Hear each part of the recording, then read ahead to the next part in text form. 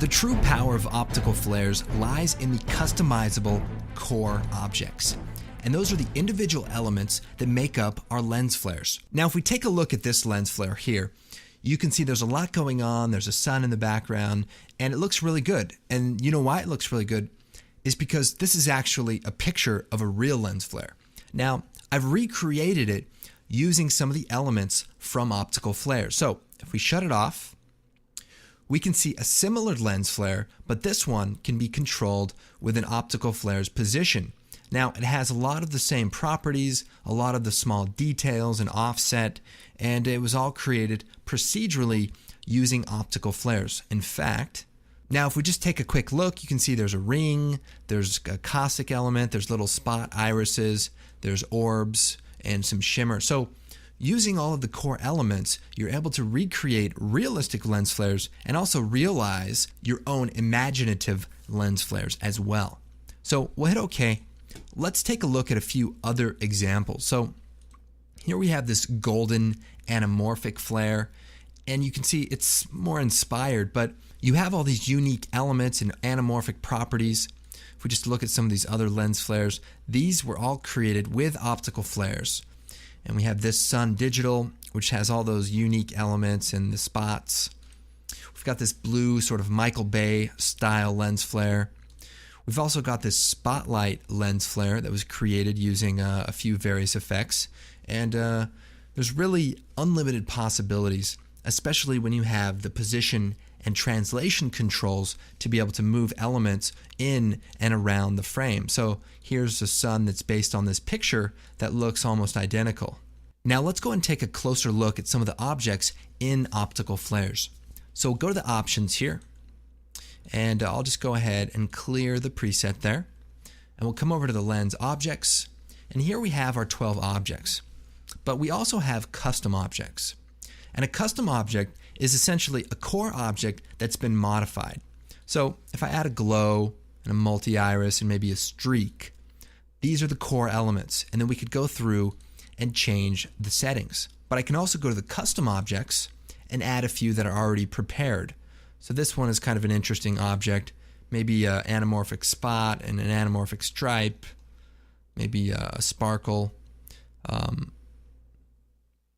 Kind of there to show you what the core objects are capable of creating.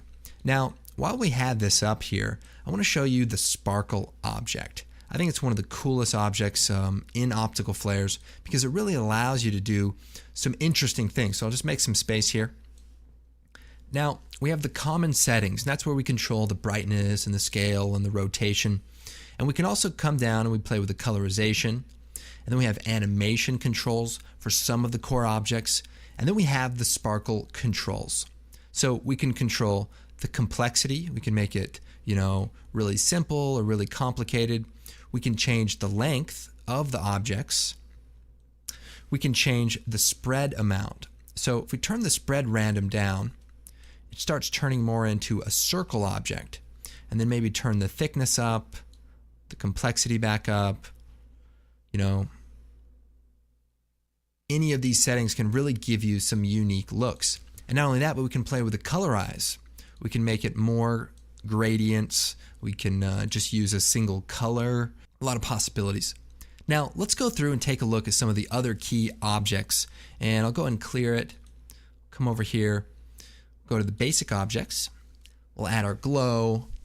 Now, the multi-iris is a really cool object too. So I'll scale it up. I'll brighten it up.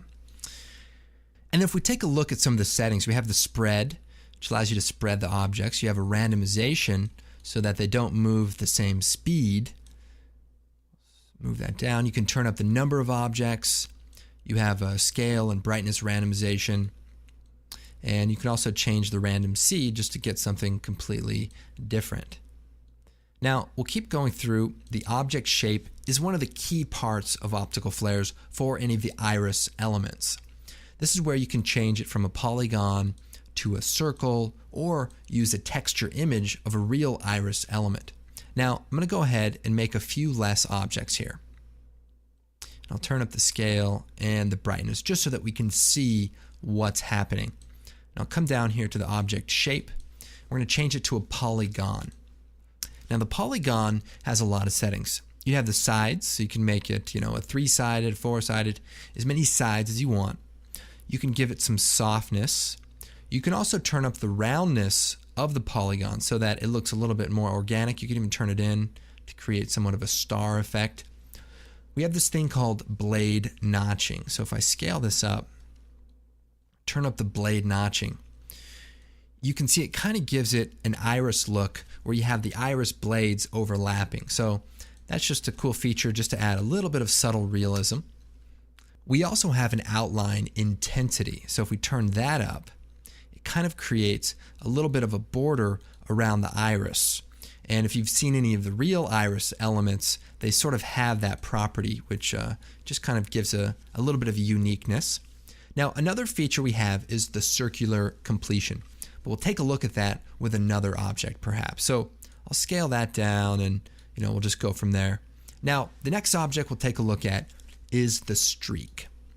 Now, seems pretty straightforward. It's just a streak. You've got control over the position, scale, all those common properties. But the streak actually has some cool settings. So what if you want to create a star?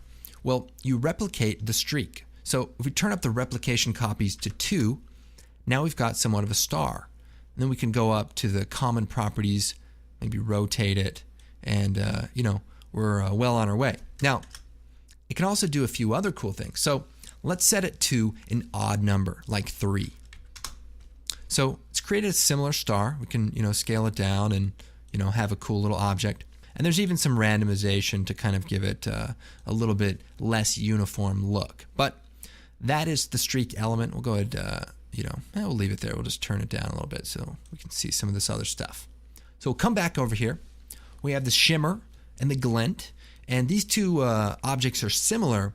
The shimmer is more thicker, and the glint is more like thin lines. So you have lines that shoot out, and then you have more like light that shoots out. So you might use the glint for something, let's say, we'll turn the thickness down, and it creates kind of a sharp sparkle, whereas the shimmer creates more like these God ray, type of an effect. So I like to mix them together just to add various detail. But let's just take a look at some of the various settings of, say, the glint for right now. So I'll scale it up so we can see it. So we have the complexity. So that's how many, detailed lines. You can control the length, the random length, so that they're not all exactly the same. You have the thickness and spacing random. So if we turn that up, you can start getting, some shimmery effects. And then we have the circular completion, which I guess we could take a look at right now. So right now it's set to 360. So let's change the lens flare, to a golden lens flare here. And I want to turn the completion down. So we'll just start moving it down. And so now we've basically limited the area of that object to 83 degrees.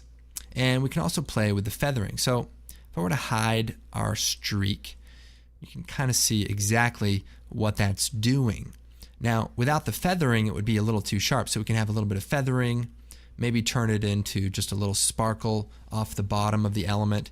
And all of the objects that would need it have this circular completion. It's really a powerful feature.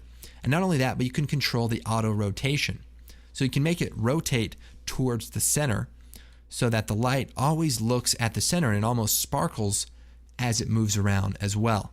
Okay, moving on, we have a spike ball, which is just sort of a random burst of light.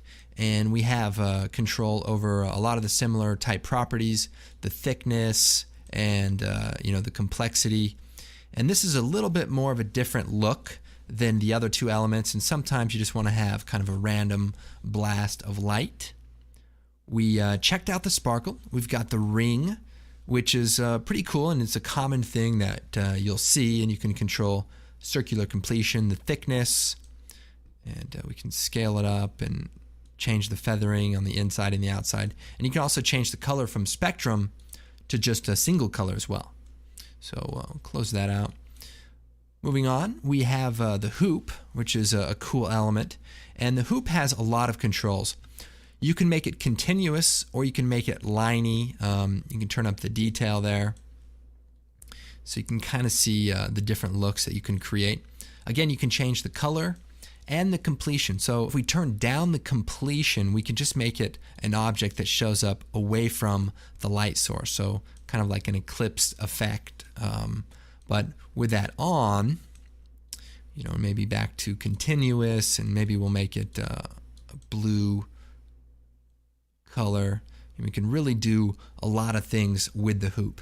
And by default, it's set to anamorphic, but we can set that to 1 to have sort of a perfect circle as well. Now, moving on, we have our lens orbs, which simulates something that's out of focus on your lens and has a illumination radius, and you can control the size and create random seeds. You can even duplicate it, give it a random seed, scale the objects down really, really small, maybe turn up the number of objects, and almost create like a dirty lens effect. So I'd probably tweak the settings there, but that's the idea. Now, moving on to the last object, we have the procedural caustic element. And this is just a cool element to recreate the look of a light reflection. This is a basic introduction to the core objects, but there's really a lot of features inside of each of the objects that will give you the control you need to recreate any of the shapes and objects that you would see in a real lens flare. And if you can't, just use a texture, because you can load it up just as easy. So those are the 12 core objects of optical flares.